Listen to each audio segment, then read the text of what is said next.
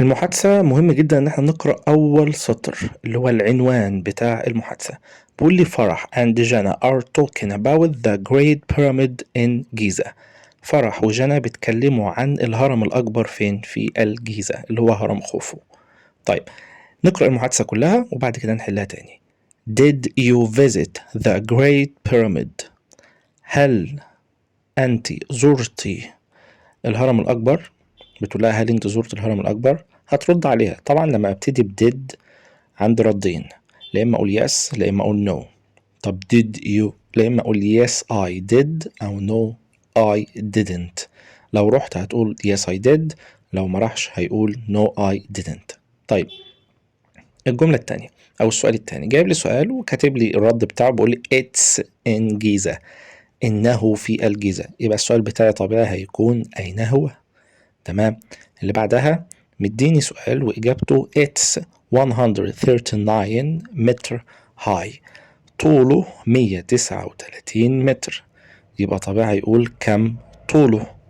تمام كده أنا عرفت المحادثة بتاعتي وعرفت الأسئلة والمطلوب. تعال نحل بقى. السؤال الأول بيقول له did you visit the Great Pyramid؟ هل زرت الأهرامات قبل كده؟ طبيعي راح، لأن بيسأله مكانها فين وبيسأله عن الطول بتاعه، يبقى هيقول له yes I did. أيوة أنا رحت. تمام. سأله سؤال فرد عليه قال له هي في الجيزة، يبقى أين هو؟ أين هو where is it؟ أين يكون هو هنا لأن غير عاقل فاستخدمت it.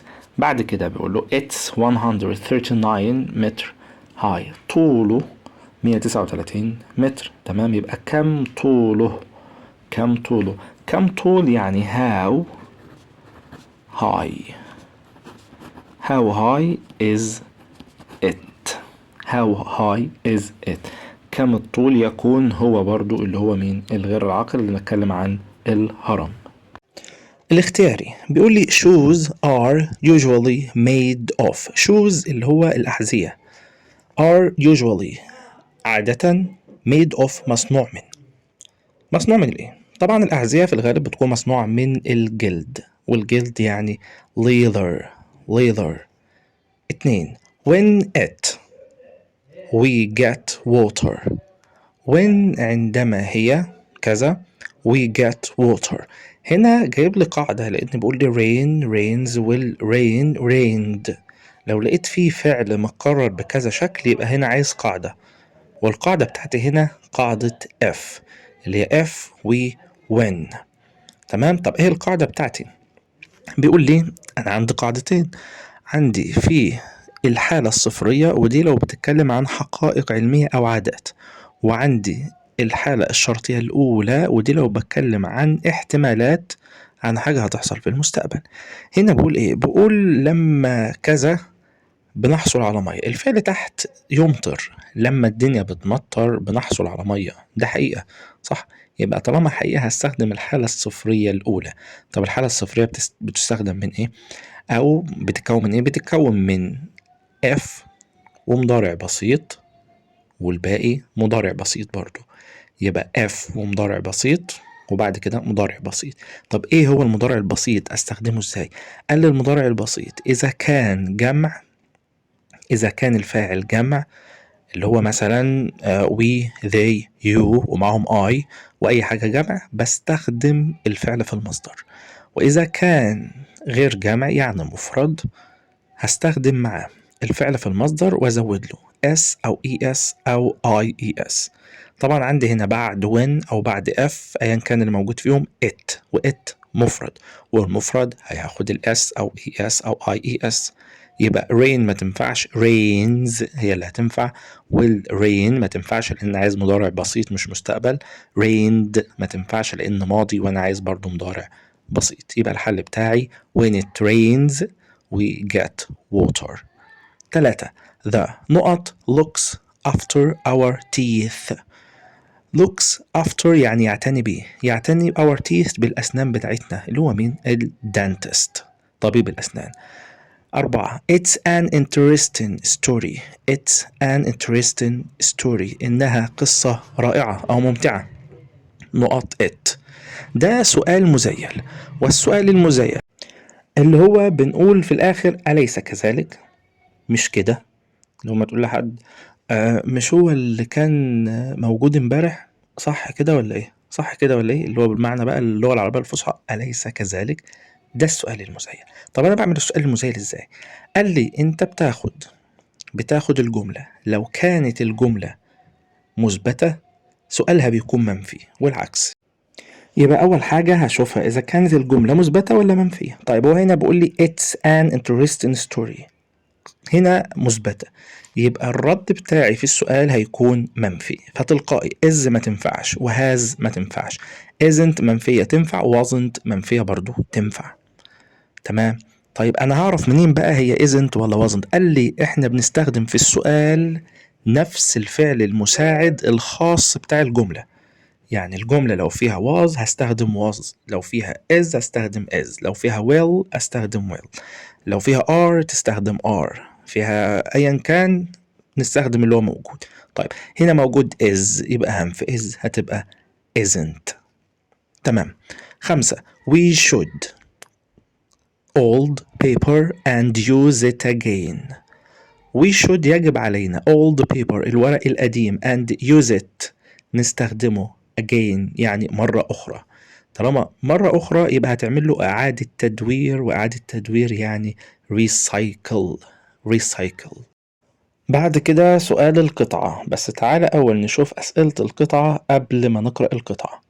السؤال الأولاني بيقول لي What school year is أحمد in؟ يعني أحمد في سنة كام؟ يبقى وانت بتقرأ خلي بالك انت محتاج معلومة عن أحمد في سنة كام. السؤال التاني Where is أحمد going to sleep؟ أين سوف أحمد ينام؟ أحمد هينام فين؟ برضو لازم تكون عارف المعلومة دي وانت بتقرأ، يبقى تعرف هو في سنة كام وتعرف هينام فين. How long is it from راس شيطان to سرابة الخادم؟ بيقول لي هنا المسافة قد ايه من راس شيطان وسرابة الخادم. تمام. يبقى عايز تعرف هو في سنة كام، عايز تعرف هو نام فين، وعايز تعرف المكان اللي هو المسافة ما بين راس شيطان وسرابة الخادم. 3 معلومات دول مهمين عشان واحنا بنقرأ هندور عليهم بالذات. طيب رقم 4 في الاختيارات أحمد is going to travel 500 kilometer on، هيسافر 500 متر بإيه؟ طبعا مش عارفين، هنبقى نشوف، يبقى نعرف برضو المعلومة دي هيسافر بإيه. The adventure will take 6، الادفنتشر المغامرة دي سوف هتاخد 6 أيام ولا أسابيع ولا شهور، مش عارفين برضو، هنشوف. يبقى أحمد في سنة كام، نام فين، المسافة من بين راس شيطان وسرابية الخادم، هيسافر 500 متر بإيه 500 كيلو متر بإيه بالظبط. المغامرة كلها هتاخد 6 إيه. ده اللي احنا عايزينه، واحنا بنقرأ التركيز على دول بس، أي معلومات تانية مش عايزها. تمام، يبقى أنا عايز دول بس. طيب أول حاجة بقول لي أحمد is a first prep year student. أحمد في سنة أولى إعدادي، ده كان إجابة سؤال، يبقى ده إجابة السؤال الأولاني. الإجابات هنجمعها كلها في آخر السؤال ده، هنكتبها كلها، بس إحنا بنحل سوا دلوقتي. يبقى دي أول سؤال. He likes adventure، بيحب المغامرات. Next year السنة الجاية he is going to go trekking across سيناء، هو هيروح يعمل تجوال فين؟ في سيناء. تمام. It's going to be a big adventure، إنها سوف تكون مغامرة كبيرة. He is going to travel nearly 500 kilometers، 500 كيلو. كان عليها سؤال. Through mountains، خلال الجبال. From راس شيطان to سرابة الخادم، يبقى 500 كيلو منين؟ من راس شيطان لسرابة الخادم، يبقى دي المسافة ما بينهم، يبقى ال 500 كيلو دول ما بين البلدين دول. ده كان عليها سؤال برضو.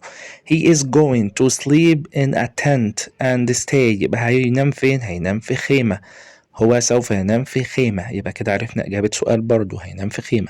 and stay with Bedouin families، وهيقعد مع الناس البدو. تمام. يبقى احنا بنقرأ دلوقتي وانا عايز انا انا عارف انا عايز ايه بالظبط، فباخد المعلومات اللي انا محتاجها بس.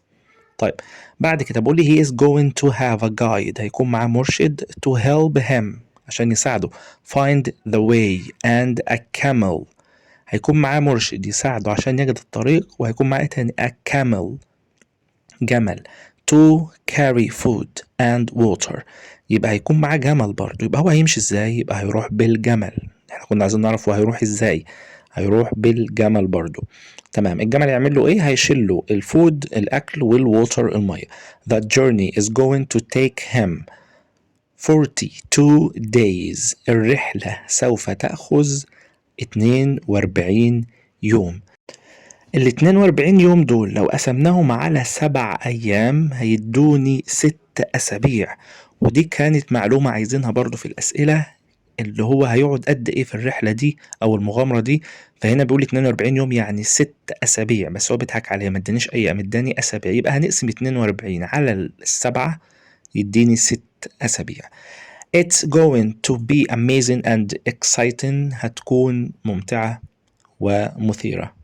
بتكلم عن الرحلة. يبقى أنا كده بقرأ ومرتاح، لأن أنا عايز أعرف اللي أنا محتاجه بس، مش كل المعلومات. تمام. تعال نشوف بقى الإجابات كلها. السؤال اللي بعد كده وهو الترتيب. الترتيب أول حاجة بنقرأ كل كلمة لوحدها، وبعد كده أترجم الكلمات دي وأطلع معنى عام للجملة أو السؤال، وبعد كده أحول العربي الإنجليزي. تمام. وايت بورد يعني سبورة بيضاء. is طالما جاي في الأول يبقى معناها هل. a ده اللي هو أداة التعريف بتاعة المفرد، بتيجي مع المفرد. classroom يعني فصل. there يوجد. your دي ملكيتك انت. in يعني في. معنى الكلام بيقول هل يوجد سبورة بيضاء في فصلك. هل دي اللي هي is، يوجد there is there.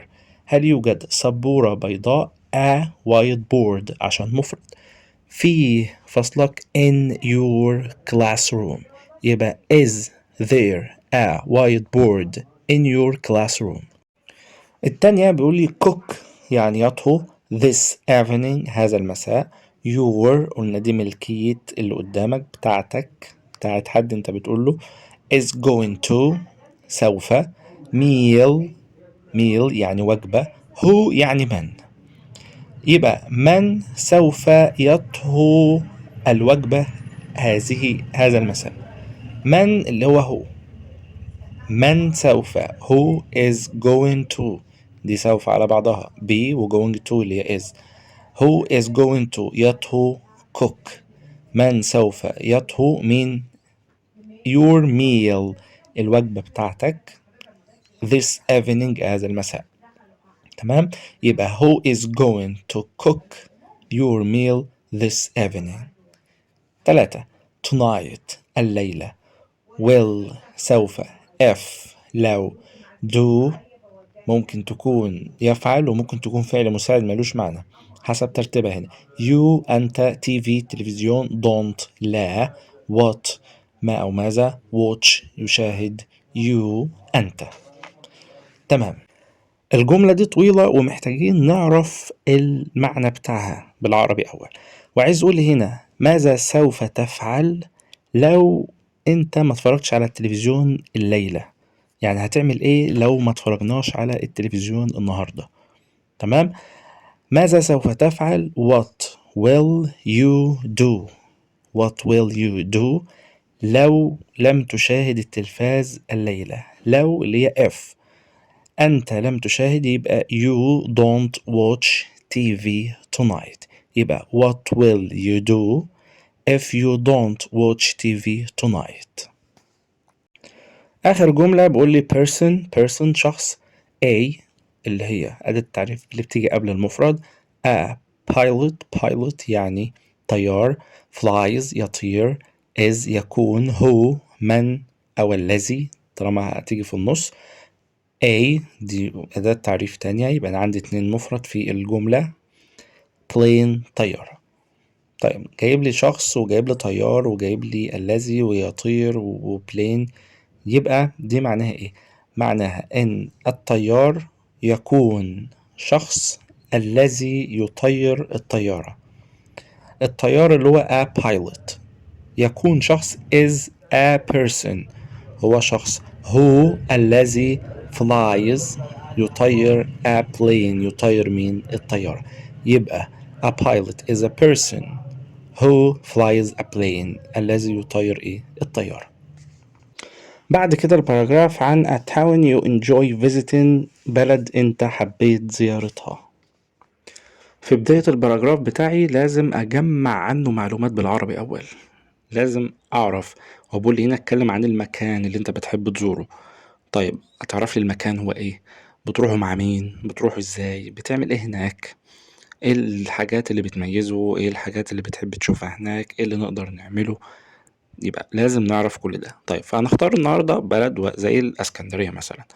اسكندريه هنقول ان احنا بنروحها كل صيف، بنروح مع الاصدقاء او العائله، بنروح بالعربيه او بالاتوبيس على حسب الاختيارات. هنقول ان هي مكان جميل، هنقول ان فيها شواطئ جميله، هنقول ان فيها مكتبه، هنقول ان فيها مباني، هنقول ان الجو هناك كويس، الجو لطيف، الناس اللي هناك كويسه، نقدر نشوف هناك الترام، المكان كويس بنستمتع فيه، في مطاعم كويسة، في أماكن جذابة.